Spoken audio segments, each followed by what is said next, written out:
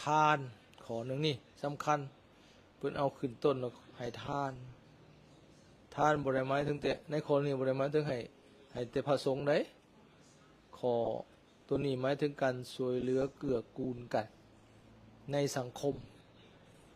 ในระดับครอบครัวก็ให้กันแม่นบ่ก็คือพ่อแม่ให้ลูกนั่นแหละลูกให้พ่อให้แม่ให้วัตถุให้สิ่งของช่วยว่ามีทรัพย์ช่วยกำลังทรัพย์มีกำลังช่วยกำลังสละกำลังมีปัญญาช่วยกำลังสติปัญญาอันนี้เป็นว่าละให้ทานโดยเฉพาะเน้นกับทางวัตถุนั่นแหละเขาของเงินทำอาหารการกินเสื้อผ้าอาภรณ์ที่อยู่อาศัยยากสาโรค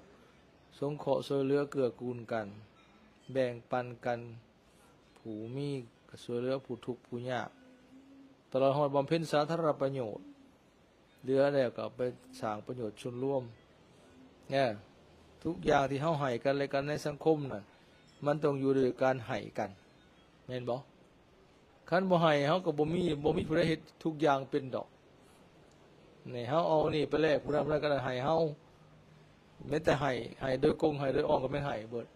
แม่นบ่สิได้ซีนได้ปลามาเฮ็ดกินเนี่ยบ่แม่นเฮาสิไปเอาโลดแม่นบ่เฮาก็ต้องเอาเงินให้เขาก็เอาปลาเอาผักให้เฮามันให้กันแต่ว่าให้ด้วยความนำใส่ใจจริงบ่เทื่อก็สงเคราะห์ช่วยเหลือกันยามขาดเกินยามเจ็บเป็นยามเกิดอุบัติเหตุเพศภัยต่างๆอันนี้ก็ช่วยกันไปสังคมมันจังสิฮักสิแพงกันมีน้ำใจเอื้อเฟื้อเผื่อแผ่ต่อกันนี่อันที่หนึ่งอย่างสันบอยเป็นผู้คนขี้ทีขี้เหนียวนะแต่ว่าให้คนที่ควรให้บ่แม่นให้คือให้มั่วไปกับบ่ได้คือกันพระพุทธเจ้าเพิ่นบ่สรรเสริญคนมักให้เด้แต่เพิ่นสรรเสริญคนเลือกให้คนที่ควรให้นะให้ของที่ควรให้เหมาะสมกับคนที่ต้องการกับผู้หับบอกไม่ว่าให้ไปทั่วที่ตัวแดนให้โจรก็คือบ่มีประโยชน์ได้ให้น้องให้ตัวใดก็บ่ยังให้โจรให้คนเล่นอบายมุขสิติดการพนันสิให้ตัวใดก็บ่ยังนะ